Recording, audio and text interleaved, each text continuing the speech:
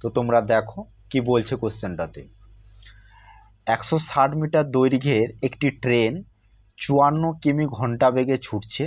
320 metre দীর্ঘ একটি platform অতিক্রম করতে ট্রেনটির কত সময় লাগবে?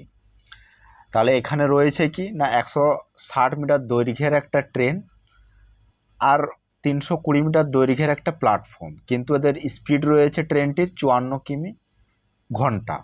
তাহলে মোট দূরত্বটা কত রয়েছে এখানে? তাহলে মোট দূরত্ব কত রয়েছে? মোট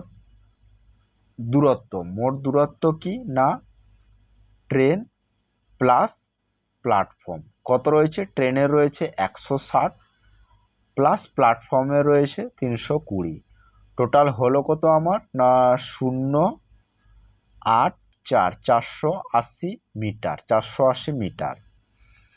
তাহলে আমি কি বলেছি স্পিডটা, এখন বলছে স্পিড কত রয়েছে না 54 কিমি পার আওয়ার, ঠিক আছে, ঘন্টায়। তো আমি কি বলেছি মিটার কিমি পার আওয়ার থেকে মিটার পার সেকেন্ডে গেলে কি করতে হবে না 5/18 দিয়ে গুণ করতে হবে, এটাই।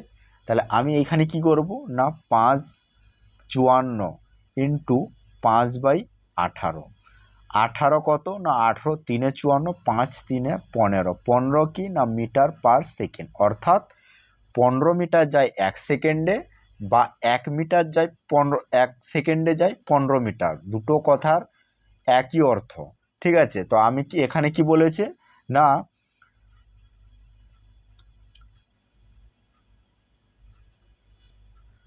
15 মিটার যায় 1 সেকেন্ডে, তাহলে আমি কি করব না 15 মিটার যায় 1 সেকেন্ডে, অতএব 320 মিটার যেতে কত লাগবে? তা 1 মিটার যাবে 1/15 সেকেন্ডে, ঠিক আছে, 1/15 সেকেন্ডে। আর হচ্ছে কি না এই যে 480 মিটার, তাহলে 480 মিটার যাবে কত না 1/15 ইন্টু 480, ঠিক আছে। তো 15 3 45, 3 15 2 30, অর্থাৎ হলো কত না 32 সেকেন্ড। এটাই হচ্ছে সঠিক আনসার এই কোশ্চেনটার জন্য, কি না 32 সেকেন্ড।